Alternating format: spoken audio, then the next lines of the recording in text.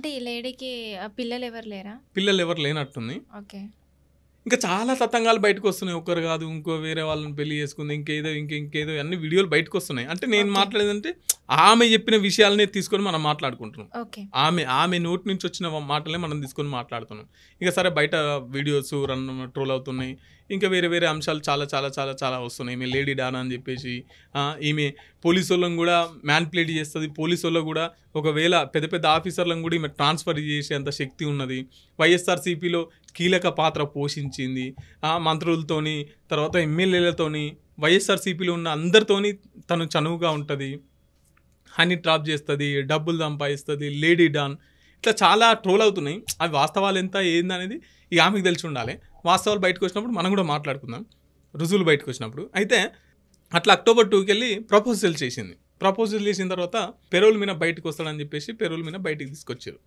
Payroll మీద బయటికి తీసుకొచ్చి పెళ్లి పెట్టుకున్నారు.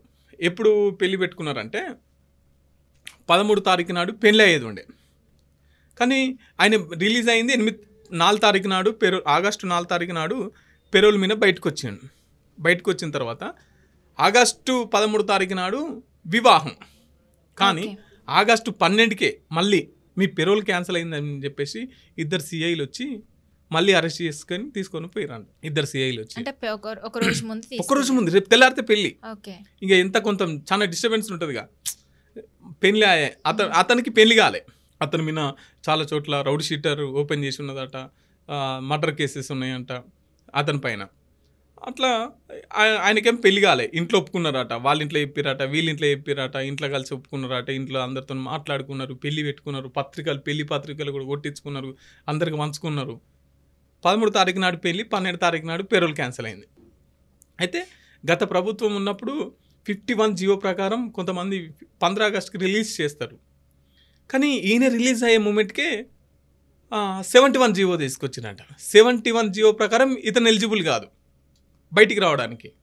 51 జీవో ప్రకారం అయితే ఇతను ఎలిజిబుల్. సో అట్లా ఆడ దెబ్బపడి మళ్ళీ లోపలికి వెళ్ళిపోయిన పరిస్థితి. ఇక లోపలికి వెళ్ళి కథం ఆయన బాగా పిచ్చి చేస్తాడట. అంటే మొత్తం మనసంతా ఇక్కడ పెట్టుకొని కొంచెం మెంటల్గా డిస్టర్బ్ అయ్యి, ఈమంటే అంత ఇష్టం పెంచుకొని తను కొంచెం మానసికంగా కొంచెం ఇబ్బందిలో ఉన్నాడు.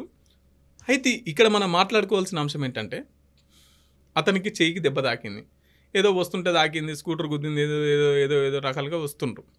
కానీ హాస్పిటల్లో ఇప్పుడు హాస్పిటల్ అంటే అక్కడ ఒక మహిళతో చనువు ఉండాల్సిన అంత సిచ్యువేషన్ అక్కడ ఉండదు. ఇంకోటి ఇతను ఖైదీ కాబట్టి చుట్టూ పోలీసు వాళ్ళు ఉండాలి, సెంట్రీ ఉండాలి ఇతనికి. మరి పోలీసు వాళ్ళు ఏమయ్యారు, హాస్పిటల్ వాళ్ళు ఎటు పోయారు, వీళ్ళిద్దరికి అంత ప్రైవేసీ ఎందుకు ఇచ్చారు? ఇది ఎవరి నిర్లక్ష్యం? దీని వెనుకే ఉన్నది ఎవరు అని తవ్వుతున్నా కొద్దీ అర్ణ విషయాలు బయటపడుతున్నాయి, తర్వాత శ్రీకాంత్ విషయాలు బయటపడుతున్నాయి. ఇందులో పోలీస్ సహకారం ఉంది, తర్వాత ప్రభుత్వం సహకారం ఉంది.